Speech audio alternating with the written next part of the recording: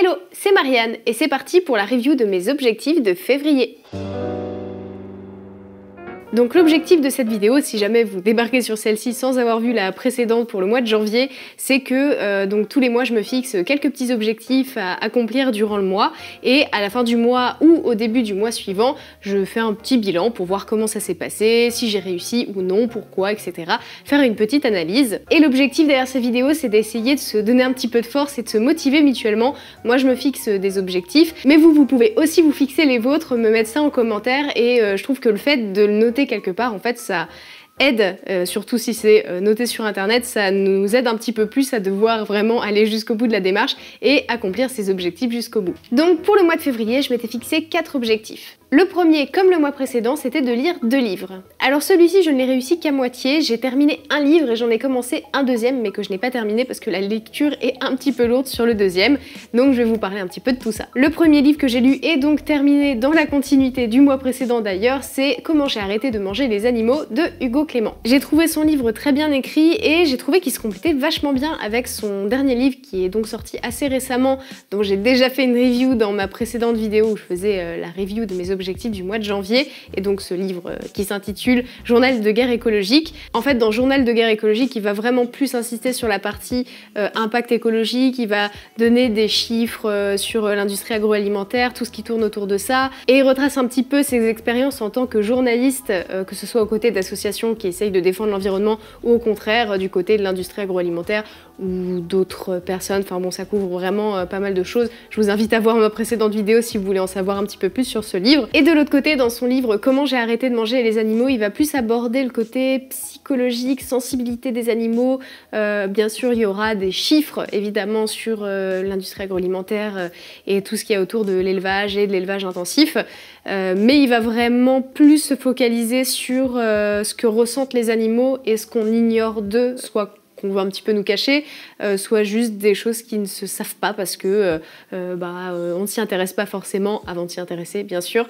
Et voilà, il va donner plein de petites informations, le tout saupoudré de petites anecdotes, certaines mignonnes, d'autres un petit peu moins, mais qui permettent de comprendre que oui, les animaux, et peu importe leur espèce, que ce soit considéré comme des animaux domestiques ou non, ils ressentent des choses, il se passe des choses dans leur tête, ils sont pas insensibles. Alors il va parler des animaux principaux qui vont être consommés dans le monde, donc à savoir les vaches, les cochons, les chèvres, les poules, mais aussi tout ce qui est d'origine animale, comme les problèmes que pose l'industrie laitière, le fait de consommer des œufs, etc. Un autre point qui diffère entre les deux livres, dans le Journal de guerre écologique, il va pas aborder que ce qu'engendre la consommation de produits d'origine animale ou d'animaux directement. Il va aussi aborder d'autres sujets comme par exemple la déforestation pour chauffer nos maisons, etc. Enfin, il y a plein de thèmes qui sont abordés, l'extraction de charbon, enfin bon bref, il y a vraiment plein de thèmes qui sont abordés dans ce deuxième livre, donc voilà. Donc je vous conseille vraiment de lire les deux parce que je trouve que justement pour ça, ils se complètent vachement bien. Le deuxième livre que j'ai commencé mais que je n'ai pas réussi à terminer avant la fin du mois de février, c'est donc Le Royaume de Emmanuel Carrère. Alors, pour vous expliquer un petit peu, j'ai un passif avec ce bouquin.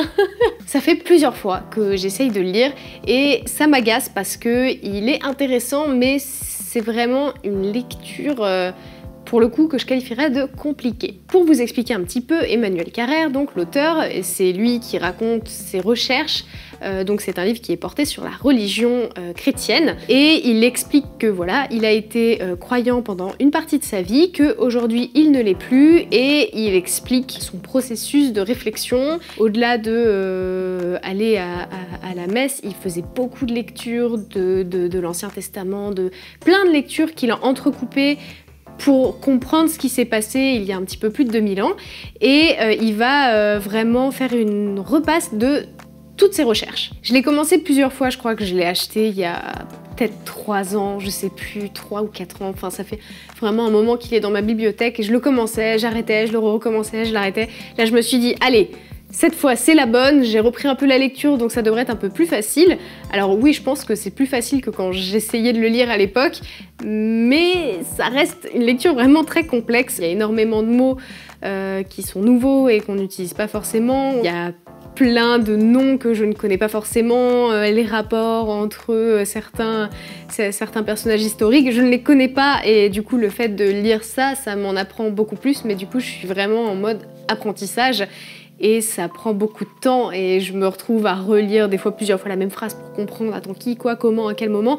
Quoi qu'il arrive, ça reste un livre qui est vraiment très intéressant. Alors je pense pas que je vais réussir à retenir toute la quantité d'informations qu'il y a dedans, mais en tout cas je salue toute l'écriture et toute la recherche qu'il y a eu autour parce que Emmanuel Carrère a fait un travail incroyable sur ce livre. Au moment où je vous parle, donc le mois de mars a déjà commencé, j'en suis là, donc un peu plus de la moitié, mais il me reste encore un petit peu de chemin. Donc justement, ça fait partie d'un de mes objectifs du mois suivant, donc du mois de mars, c'est de le terminer avant la fin du mois, donc j'espère que je vais y arriver. Mon deuxième objectif, c'était de mettre en ligne les bivraps sur ma boutique Etsy. Alors, j'ai eu des petites complications à ce niveau-là, mais ça a quand même avancé. J'avais déjà fait des tests, si vous vous souvenez, en décembre, j'en parlais dans mes Weekmas. Donc j'ai pris mon petit tissu en coton bio et j'ai mis de la cire d'abeille, j'ai fait mes petits tests. Alors ça fonctionnait bien, mais je me suis quand même renseignée parce que comme je voulais les vendre aussi sur ma boutique, j'ai fait quelques petites recherches, j'ai contacté les producteurs de la cire d'abeille que j'avais utilisée pour faire ces petits tests maison et ils m'ont confirmé que ce n'était pas officiellement compatible pour du contact alimentaire.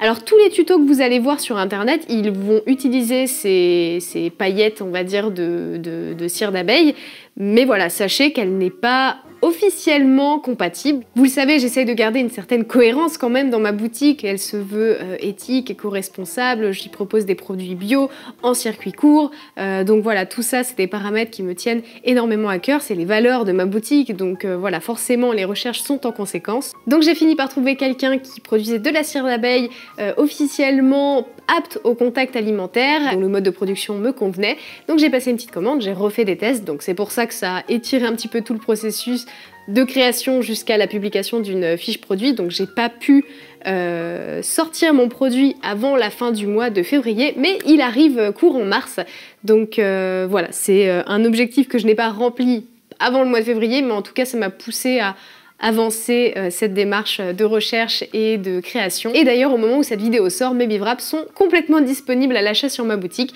Donc, comme à chaque fois, le lien de ma boutique est en description si jamais ça vous intéresse et que vous voulez aller faire un petit tour. Mon troisième objectif, c'était de continuer Cardio X.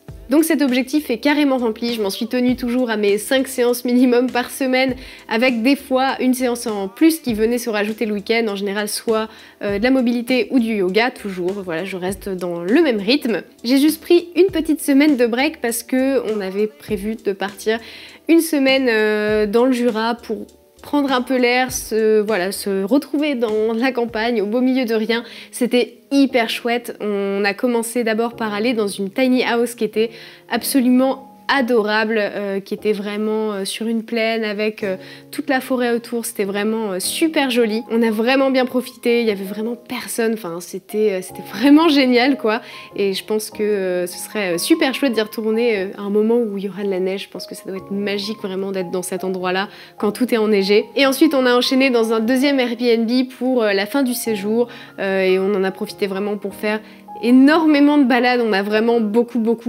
marché, donc le soir on était rincés, enfin en fait comme tous les restaurants sont fermés, les bars sont fermés, les lieux culturels sont fermés également, donc on peut pas visiter de musées, etc. Donc la seule chose qu'il nous reste à faire, c'est de marcher dans la nature, et du coup c'est ce qu'on a fait, et franchement on a croisé personne, il y avait vraiment pas grand monde.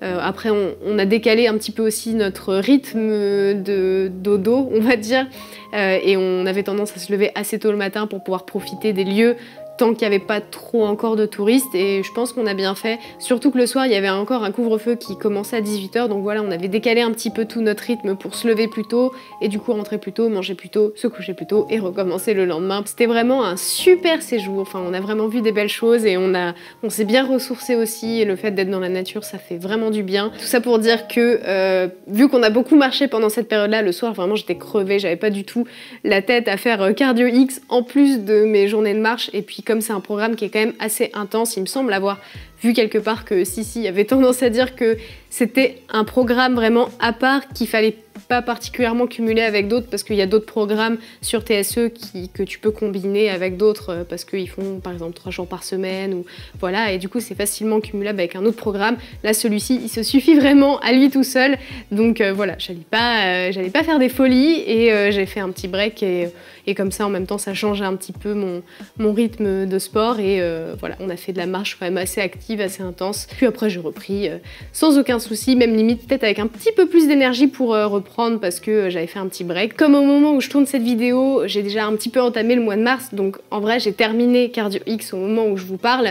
Je vais en profiter pour vous faire un petit peu un bilan. Donc je suis hyper contente de ce programme, j'ai vraiment vu des progrès plus en termes de ressenti qu'en termes physiques, encore une fois. Alors j'avais pas pensé à prendre de photos au début, du coup c'est difficile de comparer. Je trouvais que les 3 premières semaines étaient un peu difficiles et à partir de la 4e, je sais pas, j'ai un peu l'impression que ça s'est débloqué. J'ai vraiment l'impression que j'ai énormément progressé sur le cardio alors que c'est un de mes gros points faibles. Je trouve qu'ils ont vraiment réussi à rendre le programme ludique, intéressant et fun, et le fait qu'il y ait 2 coachs qui le fassent avec nous derrière notre écran, je trouve que c'est hyper motivant. Ils savent vraiment dire ce qu'il faut au bon moment pour te motiver, pour pas que tu lâches et que tu abandonnes. Cardio X se termine par un petit challenge qui est de faire 100 burpees et de se chronométrer. Donc moi mon timing c'était 6 minutes 28. En tout cas pour conclure sur ce programme, je vous le recommande vivement si vous avez déjà des bonnes bases quand même, parce que c'est un programme assez intense comme je disais dans la vidéo du mois dernier. Et si jamais vous cherchez quelque chose d'un petit peu plus soft, sachez que chez TSE ils couvrent vraiment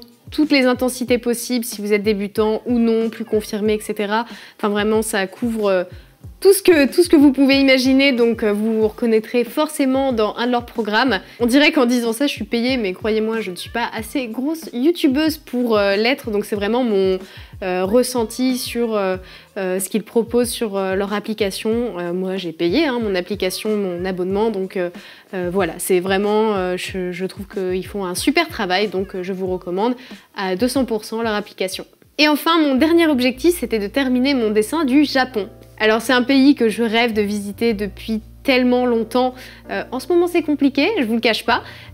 C'était prévu normalement, vous le savez peut-être, pour notre voyage de noces, mais comme notre mariage ne cesse d'être repoussé, je sais pas quand aura lieu ce voyage. Bon, de toute façon il n'est pas question de voyager là en ce moment. Donc je me suis dit que le Japon allait venir à moi et que j'allais décider un paysage d'une ruelle japonaise que j'avais vu, que je trouvais vraiment hyper joli, qui m'a bien inspirée. Donc j'ai commencé à la dessiner, mais j'avais 50 000 trucs à faire, encore une fois. Enfin j'ai des semaines en ce moment qui sont assez intense en termes de travail par rapport à tous mes petits projets, que ce soit en intermittence, ma boutique, ma chaîne YouTube, tout ça, ça prend quand même beaucoup de temps.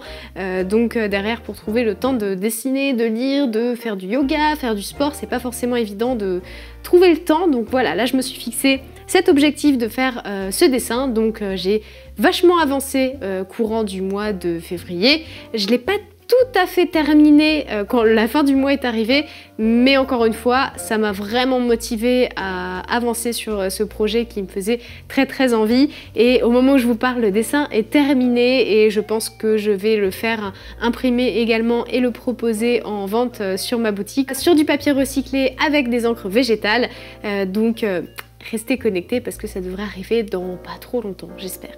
Donc voilà pour mes objectifs du mois de février. Alors vous voyez, il y en a que j'ai un petit peu commencé mais pas terminé.